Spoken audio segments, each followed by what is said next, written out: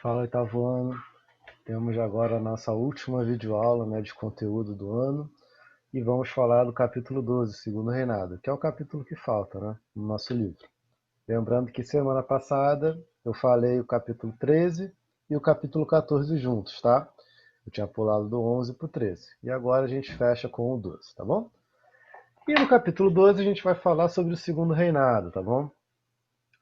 Então vamos lá, sem mais delongas. O Segundo Reinado é o período do Império Brasileiro que vai se iniciar com o golpe da maioridade.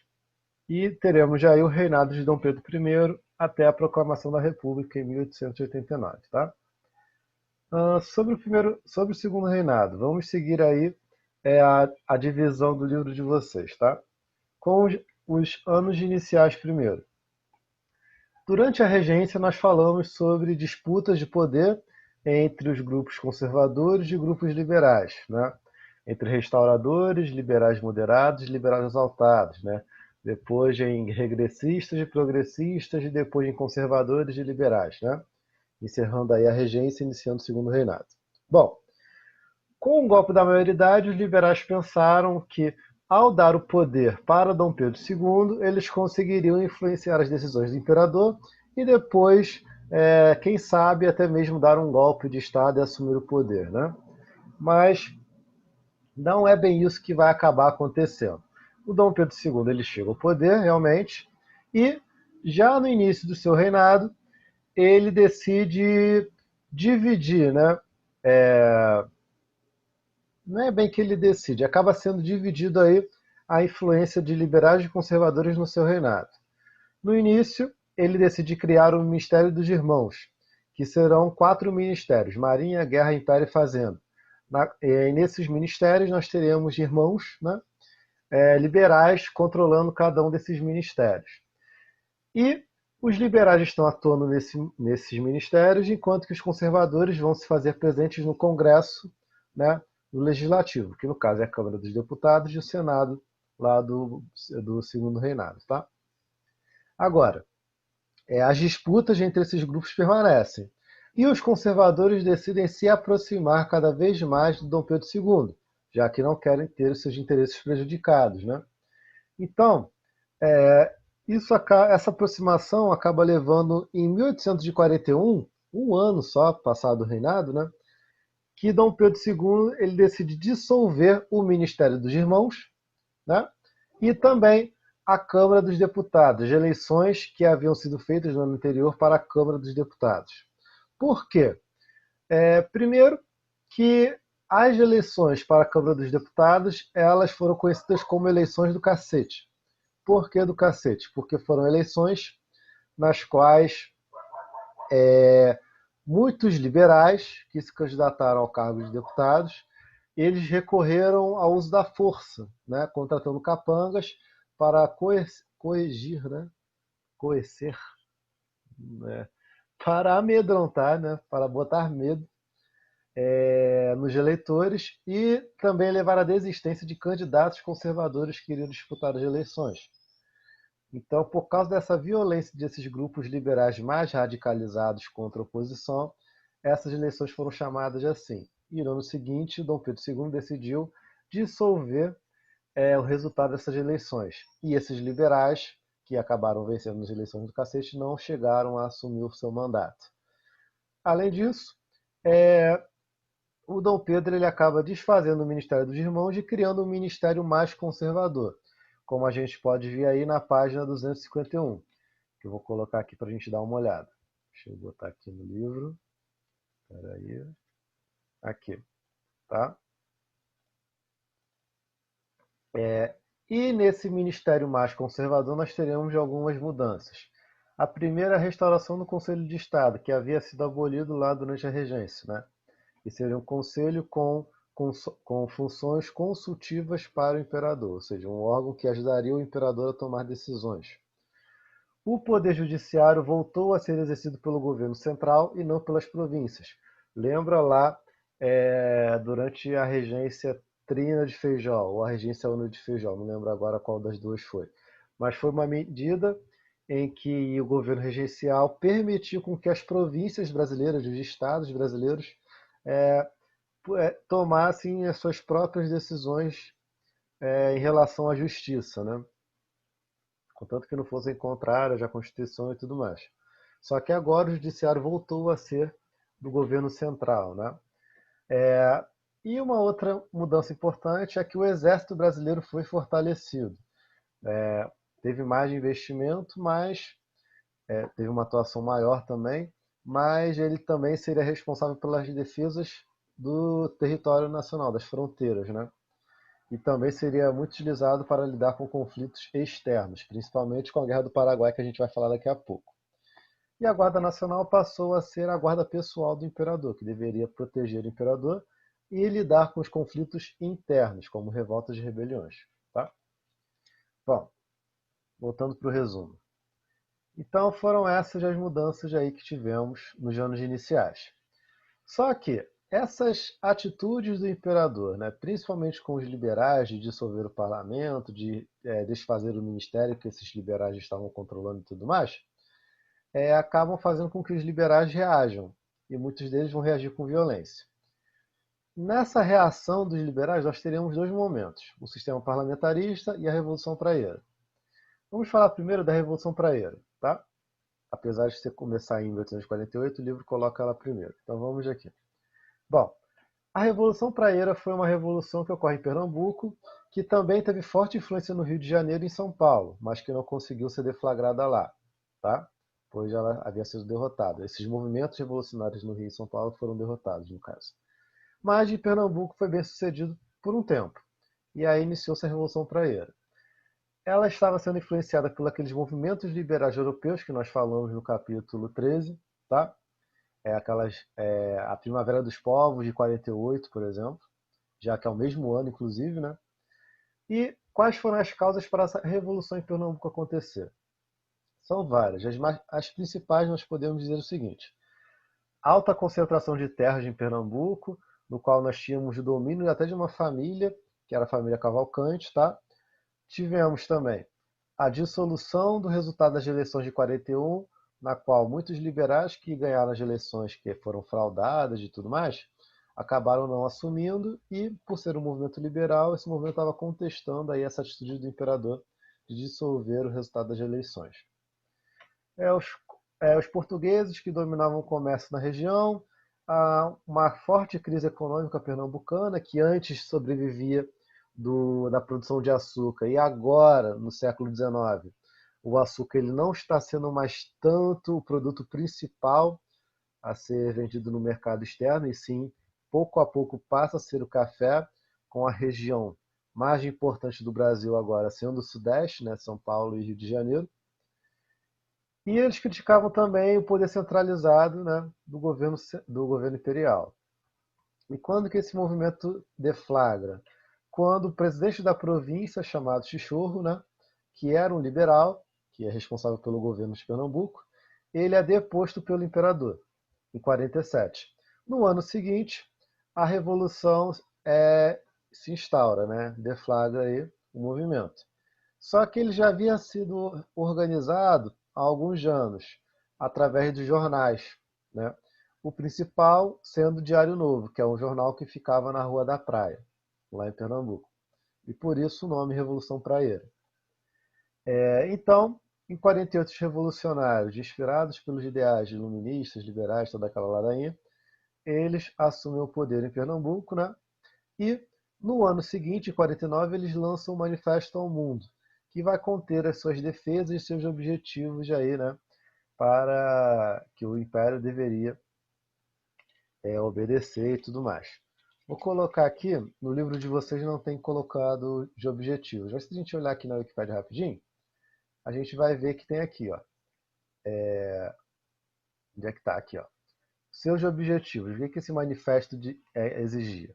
Voto livre universal, comércio retalho para cidadãos brasileiros apenas, tirando aí o domínio dos portugueses, né? O fim do poder moderador, né? Uma reforma completa no poder judiciário, né? Entre outras características, liberdade de imprensa e por aí vai. Né? Bom, Vocês podem ver que eu estava vendo um videozinho aqui, né? Bom, então, eles não se manifestam ao mundo e como que o Império reage? O Império reage da maneira como ele sempre reagiu, através da violência, né? E em 1850, o movimento acaba sendo derrotado pelas tropas imperiais e as lideranças da Revolução Praeira acabam sendo mortas, tá bom? Agora, um outro momento aí que teremos aí o conflito entre liberais, conservadores e tudo mais, vai ser na criação do sistema parlamentarista no Segundo Reinado, em 1847, tá? O que, que vai acontecer? O Dom Pedro II, aí tentando mediar as situações, os conflitos entre conservadores e liberais, ele decide implementar o parlamentarismo no Brasil. Mas é um parlamentarismo esquisito. Por que esquisito?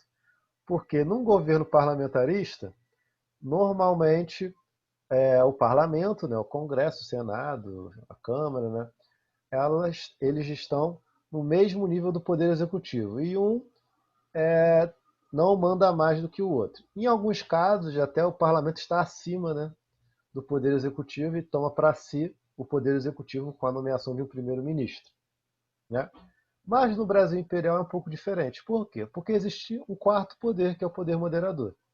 E o poder moderador é o poder do próprio imperador Dom Pedro II, que pode interferir quando ele quiser nos demais poderes.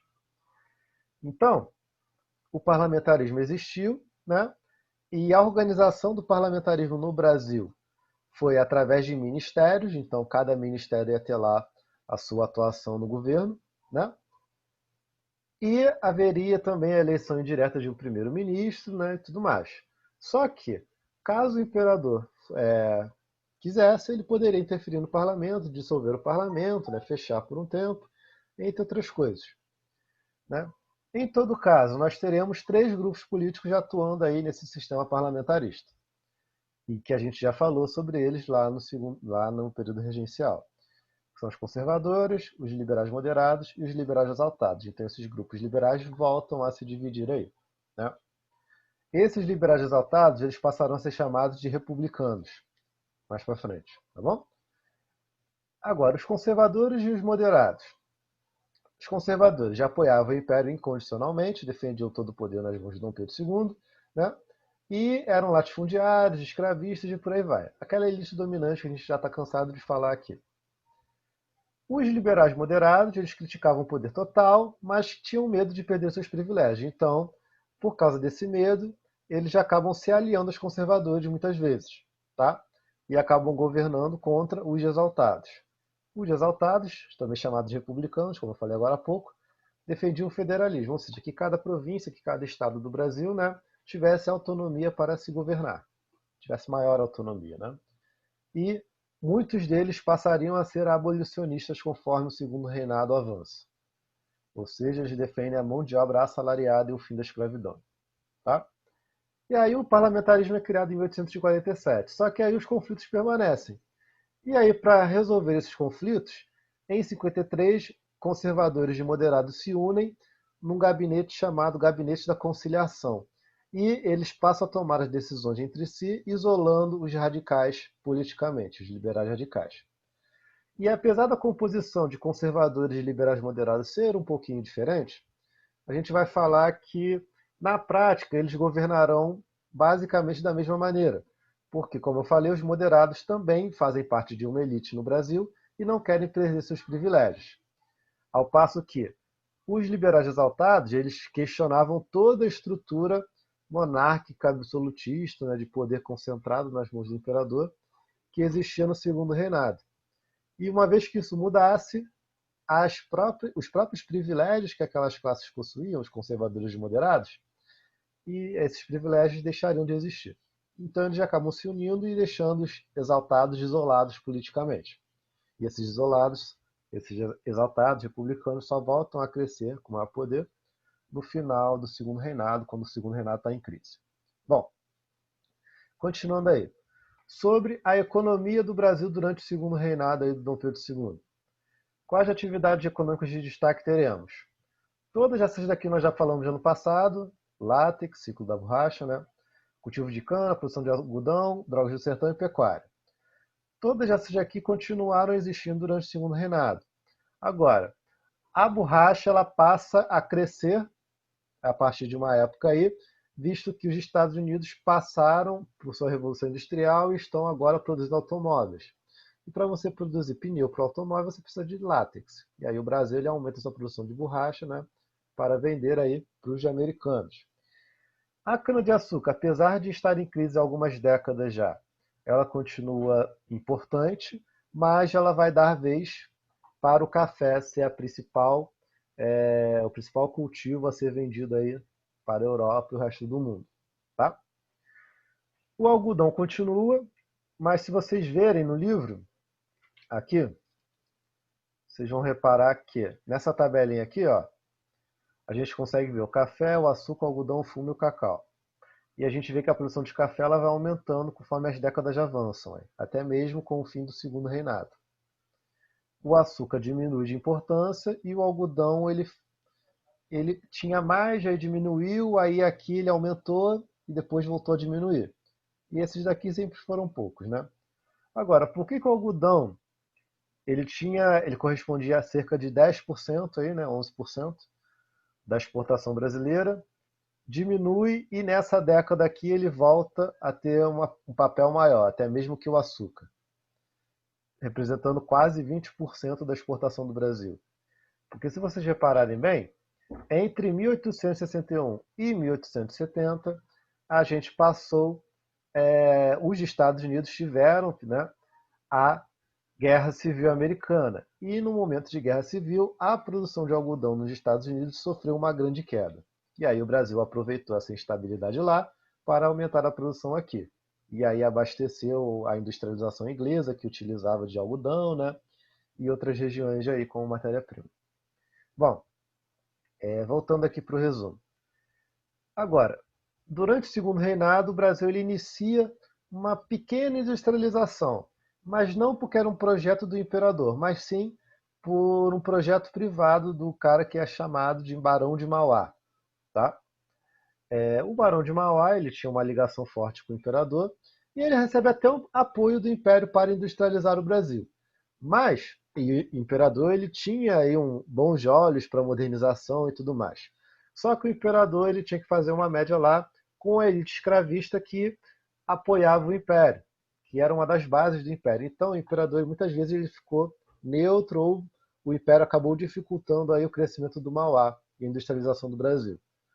Além disso, temos a elite escravagista no Brasil, né, que vê com muito cuidado essa industrialização aí, que não é muito fã. E temos a Inglaterra também, que não está vendo com bons olhos essa industrialização do Brasil. Pois se o Brasil se torna um país industrial, passa a produzir as próprias mercadorias industriais. Logo, não vai precisar das mercadorias industriais da Inglaterra. Então, o Barão de Mauá, apesar de ter conseguido iniciar um processo interessante de industrialização no Brasil, esse processo não consegue ser levado adiante. E o Barão de Mauá acaba perdendo muito dinheiro, suas empresas vão falindo pouco a pouco, né? E no final dessa história, o Mauá morre falido. E a industrialização do Brasil ela só volta a crescer com um peso interessante quando a gente chega na República, tá? Agora, sobre o café, que tem uma parte especial só sobre o café. O café, sua produção, ela afeta a industrialização de maneiras diferentes. Primeiro, que o dinheiro que o império adquire com a venda do café acaba sendo utilizado aí nessa industrialização inicial que o Brasil teve no segundo reinado. Além disso, esse dinheiro do café acaba sendo útil para a construção de ferrovias, facilitando o transporte de café dentro do território até em direção aos portos para ser levado para a Europa. Então, essa parte da industrialização, os fazendeiros, inclusive, estão vendo com bons olhos. Agora, a formação de outras indústrias que acabariam recebendo investimentos do império para se desenvolverem, esses fazendeiros não vão gostar. E o Brasil ele vai possuir dois ciclos principais de produção cafeeira, que é a região do Vale do Paraíba e a região do Oeste Paulista. A região do Vale do Paraíba fica no Rio de Janeiro e o Oeste Paulista fica em, obviamente, São Paulo. E qual que é a diferença? A produção cafeeira ela se inicia no Rio de Janeiro, né? E é o centro da produção até 1850, mais ou menos. com o uso de mão de obra escrava. Quando a gente chega nessa década, o foco muda e passa a ser o Oeste Paulista com o uso de mão de obra assalariada, porque a tecnologia paulista era mais desenvolvida, né? E a gente já entra numa fase em que a escravidão ela está pouco a pouco aí é, terminando, né? E já está no seu momento final. E aí, uma vez que a escravidão fosse abolida, os paulistas estariam muito melhor preparados para continuar com essa produção de café do que os fazendeiros do oeste do Vale do Paraíba. Inclusive, os fazendeiros recebem nomes diferentes. No Rio de Janeiro, os grandes fazendeiros de café são chamados de coronéis do café. E no Oeste Paulista são os barões do café. Se eu não me engano, é essa a nomenclatura de cada um. Depois eu vou dar uma pesquisada e falo com vocês na próxima aula, se eu tiver falado besteira. Mas se eu não me engano, é isso mesmo. Continuando sobre o café, essa questão aí da abolição da escravidão, que pouco a pouco ela está caminhando, ela tem a interferência da Inglaterra aí também. Por quê? Porque a Inglaterra está interessada em transformar esse antigo escravo em mercado consumidor, em um trabalhador assalariado que vai receber dinheiro em seu trabalho e vai comprar os produtos ingleses. Então, a Inglaterra, que desde lá o período joanino pressiona o Brasil a avançar com a abolição da escravidão, ela bate o martelo em 1845, a Inglaterra decreta a lei de Bill Aberdeen, em que qualquer navio negreiro que a Inglaterra desconfiar que esteja navegando o Oceano Atlântico, em direção ao Brasil principalmente, será bombardeado por navios ingleses, será preso por navios ingleses. Né? Então, é a maneira que a Inglaterra pressiona o Brasil, ó, vocês têm que acabar com isso daí. Né? Por que a Inglaterra é bonzinha? Não, porque a Inglaterra quer enriquecer. E aí, com o decreto dessa lei, né, e com a valorização do café, nós temos um crescimento da economia imperial, mas também teremos a intensificação da desigualdade social, já que quem era dono de escravo ou dono de cafezais continua enriquecendo e quem não era continua empobrecendo. Né? Sobre a política econômica do Segundo Reinado, nós teremos algumas leis criadas aí, tá? Já que o Dom Pedro II ele estava interessado em modernizar o Brasil até mesmo economicamente. E nessa modernização tinha alguns problemas aí no caminho, como, por exemplo, a dependência econômica do Brasil frente à economia inglesa e à economia dos Estados Unidos. Como você faz para tentar resolver essa dependência? Você cria uma tarifa. No caso, a tarifa Alves Branco em 1844, ainda no início do Segundo Reinado. E o que essa tarifa faz? Ela taxa todas as mercadorias, todos os produtos. Tá? E os produtos nacionais seriam taxados em 30% do seu valor. Seria esse imposto aí entre os produtos. Já os produtos internacionais, inclusive os ingleses, e principalmente os ingleses, seriam taxados em 60%. Isso, e a Inglaterra fica tão insatisfeita com isso aqui, que ó, em 44 é criada essa taxa, e no ano seguinte a Inglaterra decreta o Bill Aberdeen.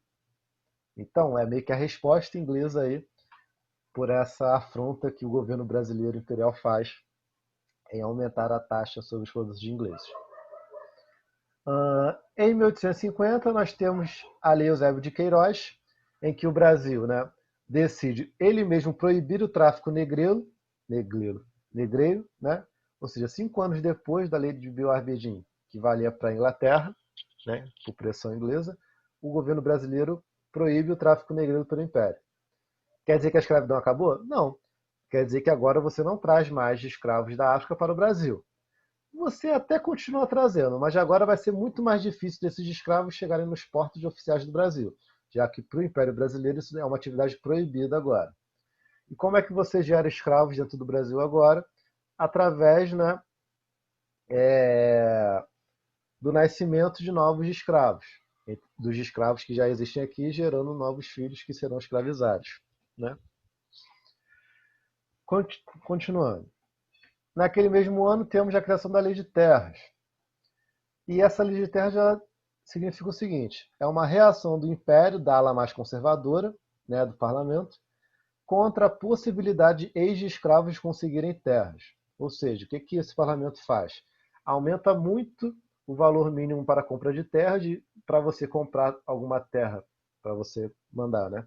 Você teria que ter uma renda mínima. Isso tudo é feito para que a concentração de terra já acabe aumentando.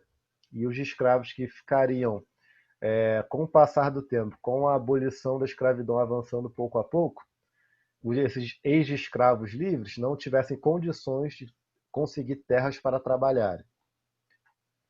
Além disso, proíbe o uso capião, que é aquele cara que vai trabalhar numa terra durante muitos anos, que não tinha ninguém lá, e por isso acaba sendo dono da terra com o passar do tempo, né? Acaba sendo reconhecido como dono da terra. A terra passa a ser cada vez mais entendida como uma mercadoria, né? Só compra quem tem dinheiro, só tem terra quem tem dinheiro para ter, né? E você não pode mais doar terras, a não ser que seja um império doando terra para você. Então você só pode ter terra já através de compra e venda, ou se o imperador decidir doar para você. Para fechar aí, vamos entrar aqui no fim da escravidão logo, né? Como eu falei, por causa de pressões inglesas buscando o mercado consumidor, a Inglaterra pressiona o Brasil aí a abolir a escravidão. Tanto é assim que em 50 nós temos a Lei Eusébio de Queiroz. Agora, temos um debate abolicionista ao longo do século XIX muito forte. E a abolição a gente tem que entender ela não apenas como um processo no qual a Inglaterra se interessou e por isso a abolição ocorreu. Não. Nós tivemos tanto debates econômicos que diziam que a escravidão era algo ruim para a economia do Brasil, como também debates sociais, de uma leva de grandes abolicionistas que tivemos no Brasil, como Luiz Gama, Maria Firmino e por aí vai, José do Patrocínio, né? E tal. E todas essas pessoas preocupadas em acabar com a escravidão. Então, várias leis foram sendo criadas, né? Que foram acabando com a escravidão pouco a pouco. No caso, tivemos a Lei Eusébio de Queiroz, tivemos a Lei do Ventre Livre, em 1871, no qual todo filho de escravo, já a partir da promulgação dessa lei, seria livre. Tá? Tivemos a Lei dos Sexagenários, em 1885, no qual todos os escravos maiores de 65 anos seriam livres, conquistariam sua liberdade. Agora, o escravo chegar até 65 anos já era algo praticamente inédito, era muito difícil, era muito raro. E por fim, temos a promulgação da Lei Áurea em 1888, que representa o fim oficial da escravidão, decretado pela Princesa Isabel. Tá? Isso a gente vai voltar ano que vem, quando a gente falar do Brasil República, que a gente vai falar sobre os 4 problemas que o Império Brasileiro teve que enfrentar aí, que levaram ao seu fim. Tá bom? Então já fica aí de aviso que a gente vai voltar nesse tema ano que vem. Felizmente com vacina e na sala de aula, né? Para a gente terminar então a matéria aí, vamos falar da Guerra do Paraguai. É uma guerra ocorrida entre 1864 e 1870, que colocou o Paraguai de um lado e o Brasil, Uruguai e Argentina do outro. Tá? Agora, antes de falar da guerra, precisamos falar da situação do Paraguai até então. Quando o Paraguai fica independente em 1811, né, teremos vários presidentes no Paraguai. Né? 2 desses presidentes vão promover grandes reformas profundas na sociedade paraguaia, como uma reforma educacional, uma reforma agrária, a abolição da escravidão e a industrialização do Paraguai. Isso tudo acaba levando o Paraguai a se transformar numa grande potência na América do Sul, tá bom? E, sendo uma grande potência na América do Sul, isso acaba gerando alguns problemas nos seus vizinhos, né? Que não vão gostar de ver uma potência no seu território. E quando que essa guerra se inicia? Quando tivermos o governo de Solano Lopes. E o Solano Lopes ele quer que o Paraguai volte a ter acesso, né, ao Oceano Atlântico. E para ter esse acesso, o Solano Lopes decide apoiar, dentro de um conflito que existia dentro do Uruguai, né, um dos grupos do conflito, que no caso eram os blancos. Os blancos, que representavam uma elite agrária no Uruguai, estavam em conflito contra os colorados, que representavam uma elite comercial no Uruguai. E apoiando os blancos, o Brasil e a Argentina decidem apoiar os colorados. No final dessa história, os blancos vencem. Né? E aí, isso acaba gerando alguns problemas, fazendo com que a relação aí entre esses países desandasse. No final dessa história, em 1864, é criado um tratado entre Brasil, Uruguai e Argentina, que é o Tratado da Tríplice Aliança. E esses três países vão guerrear contra o Paraguai. E do lado da aliança nós teremos o apoio da Inglaterra ali, concedendo empréstimos de armamentos, né? Visto que para os ingleses não era interessante ter uma potência industrial aqui na América do Sul, já que a Inglaterra era responsável por esse grande mercado consumidor que aqui existia.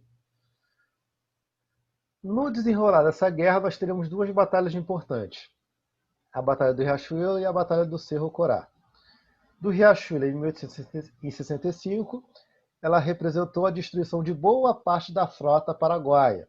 Então, daí para frente, para o Paraguai é só derrota. 5 anos depois, temos a derrota definitiva do Paraguai e a morte do presidente Solano Lopes.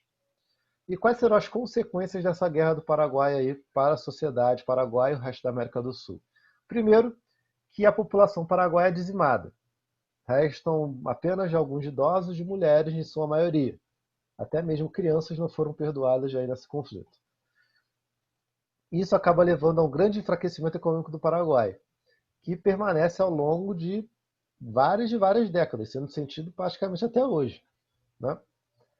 E a Inglaterra acaba fortalecendo-se como grande mercado industrial aí que vende seus produtos no Brasil e na Argentina e no resto da América do Sul, né?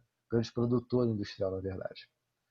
Bom, gente, assim a gente fecha aí a matéria do Segundo Reinado. Vamos continuar no Segundo Reinado ano que vem, quando a gente fala do fim do Segundo Reinado e início da República do Brasil, tá? Mas aí acho que já ficou um pouco claro o que a gente deve trabalhar no que vem, né? Basicamente é isso, gente. Vou fechar por aqui. A gente continua depois do teste e vou gravar a videoaula aí de revisão do teste para vocês, tá bom? Então é isso. Vou indo nessa. Tchau, tchau.